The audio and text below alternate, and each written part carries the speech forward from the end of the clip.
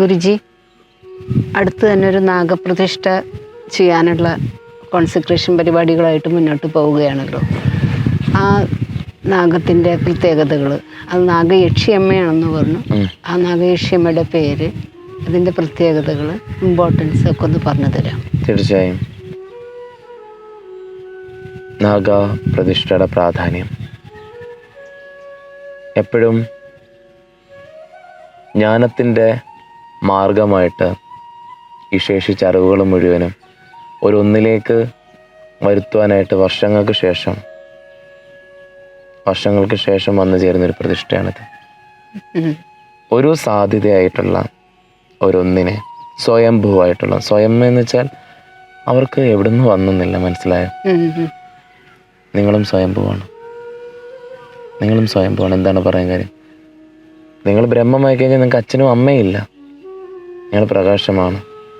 എന്നാൽ ആ സ്വയംഭൂവായി അതിൽ പൂർണ്ണ പ്രാപ്തി നിൽക്കുന്ന ഒന്നാണ് അത്.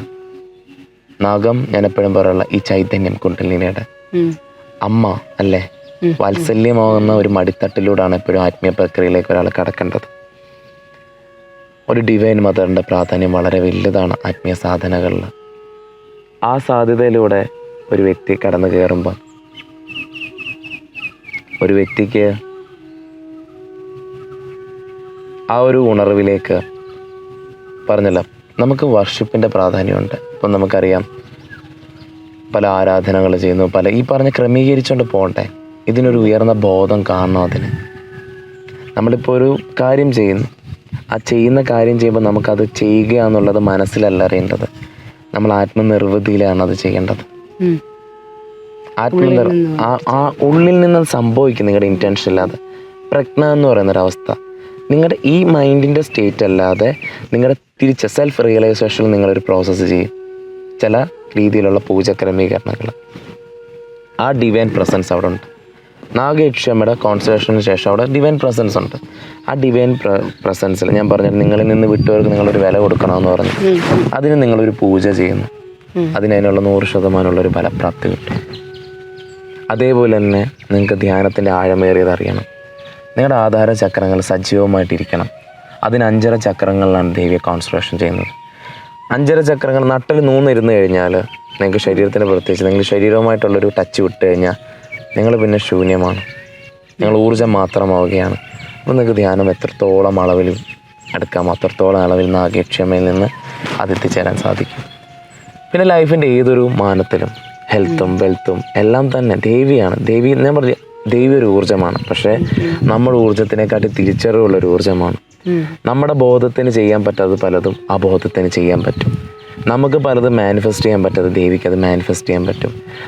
നമുക്ക് അടുത്ത് എന്ത് സംഭവിക്കും നമുക്ക് ഈ നിമിഷം അറിയില്ല, പക്ഷെ നമുക്കത് സംഭവിക്കുമ്പോൾ ആ അമ്മയ്ക്ക് നമ്മളെ കരുതാൻ പറ്റും. നമ്മൾ ആഗ്രഹിക്കുന്ന യോഗിയായോ ഭോഗിയായോ എന്തോ ആയോ നമുക്ക് ജീവിക്കാൻ ആഗ്രഹിക്കുന്ന രീതിയിൽ ദേവി നമ്മളെ ഹെൽപ്പ് ചെയ്യും. നമ്മുടെ ഭൗതിക തലത്തിൽ അത് ആ വാത്സല്യവും ആ കരുണയും എല്ലാം നമ്മൾ ഫീൽ ചെയ്യും. ദ പ്രസൻസ്, എല്ലാ പ്രസൻസിനും വ്യത്യസ്തമായിട്ടുള്ള തലമാണ്. ദേവിയുടെ പ്രസൻസ് ഒരു യോഗിക്ക് വളരെ വലുതാണ്. ഒരു ഭൗതികത്തിൽ കടന്നു പോകുന്നവർക്കും അവരുടെ സങ്കടത്തെ വന്ന് പറയാൻ പറ്റുന്ന ഒരു പ്ലേസും കൂടിയായിരിക്കും. ഇപ്പോൾ സ്പിരിച്വൽ ആഗ്രഹിക്കുന്നവർക്കും മെറ്റീരിയൽ ബെനിഫിറ്റ്സ് ആഗ്രഹിക്കുന്നവർക്കും രണ്ടുപേർക്കുമുള്ള തീർച്ചയായും എല്ലാത്തിനുമുള്ള സാധ്യതയാണ്. ഒരാളും ദുഃഖിക്കാതെ എല്ലാവർക്കും പരിഹാരപ്പെടുന്ന ഒരു സ്ഥലമായി തീരും. എന്നാൽ ആവശ്യക്കാരനുസരിച്ച് ഒരാൾക്ക് യോഗിയാവണമെങ്കിൽ ദേവി യോഗിയാക്കും, ഒരാൾക്ക് ഭൗതിക തലത്തിൽ ഇനി എന്താണോ വേണ്ടത് അതിലേക്ക് സഞ്ചരിക്കുന്ന ദേവി മാത്രം മതി. മനസ്സിലായോ? രണ്ടും ആഗ്രഹിക്കുന്നവർക്ക് അതും നടക്കും. ദേവി പ്രൊട്ടക്റ്റ് ചെയ്തു. ആ രീതിയിലാണ് അമ്മയുടെ ചൈതന്യം. അത് ആ ബോധമാണ്, ബ്രഹ്മവുമാക്കും. ഈ എർത്ത് എനർജിയാണ് ദേവി. എർത്ത് എനർജി ആയതുകൊണ്ട് താഴത്തോട്ടുള്ള ചക്രങ്ങളെല്ലാം ഭൂമിയായിട്ട് ബന്ധപ്പെട്ടിട്ടുണ്ട്. ആ പർട്ടിക്കുലർ ക്വാളിറ്റീസ് അമ്മയ്ക്ക് നൽകാൻ പറ്റും. നിങ്ങളുടെ ആ ഊർജ്ജ ശരീരത്തിൽ അതിനുള്ള നിർമ്മാണം സംഭവിക്കും. നിങ്ങൾ തന്നെ സംഭവിക്കും. നേച്ചർ എന്താണോ, നിങ്ങൾ ഒരിക്കലും നിങ്ങളുടെ സ്വപ്നങ്ങൾക്ക് വേണ്ടി നിങ്ങളുടെ സുഖത്തെ അല്ലെങ്കിൽ നിങ്ങളുടെ മനസ്സമാധാനത്തെ കളഞ്ഞിട്ട് അതിനോട് വിഷമിച്ചുകൊണ്ടിരിക്കരുത്. അല്ലേ? പല ആൾക്കാരും അങ്ങനെയാണ്, കടമെടുത്തും അല്ലാതെ ബന്ധങ്ങൾ അവർ വെപ്രാളമാണ്, നടക്കുമെന്നുള്ളത്. പക്ഷെ അങ്ങനെയല്ല, വളരെ സ്വസ്ഥമായിരുന്നുണ്ട് ഒരു എനർജി എല്ലാം നമുക്ക് ചെയ്തു തരുന്നുണ്ടെന്നുള്ള അതിൻ്റെ ബിലീഫല്ല, അതിൻ്റെ പ്രസൻസിൽ ഇരുന്നുകൊണ്ട് വേണം ചെയ്യാൻ. ആ പ്രസൻസ് ഉണ്ടെങ്കിൽ അത് തന്നെ സംഭവിച്ചോളും. പിന്നെ ഒരു രീതിയിൽ നമുക്ക് നമ്മുടെ ജീവനെ നമ്മൾ അറിയും ആ ശക്തിയിൽ. അതിനുള്ളൊരു കോൺസെൻട്രേഷനാണ് നാഗയക്ഷിയമ്മയുടെ ശരിക്കും.